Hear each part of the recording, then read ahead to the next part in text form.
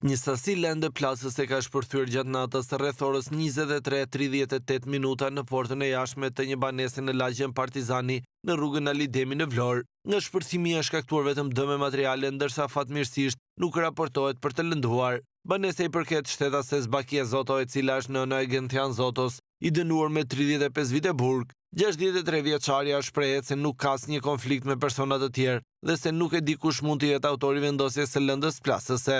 Me kë jetoni këtu? Vetëm jo. Po ku ka ndodhur ngjarja?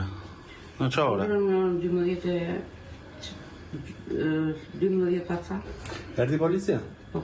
Ishim këtu me mua gjithë. Keni pasur dëme përveç e derës? Jo. Vetëm kjo këtu? Ishte shpërtimi i fuqishëm? E dëgjova më shumë botim. Ty.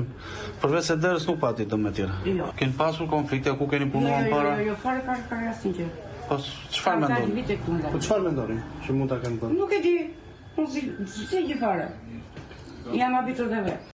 Ndërkohë djalisa i Gentian Zoto është dënuar me 35 vite burgim nga gjykata e apelit, si pjesë e grupit që kryen atentatin kundër Ines Ajrullës më 10 maj 2019 në qytetin e Vlorës. Së bashku me Zoton për të njëjtin ngjarje të dënuar janë edhe Daut Elmazi, Igli Memaj, Sergio Ademi dhe Albano Goxhaj. Ndërkohë sa i përket ngjarjes së kësaj fundjavë, policia ende nuk ka autor të dyshuar, ndërsa pritet të kthyen kamerat e sigurisë, pyeten dëshmitar të mundshëm dhe të mblidhen prova biologjike për të mundësuar identifikimin dhe kapjen e autorëve.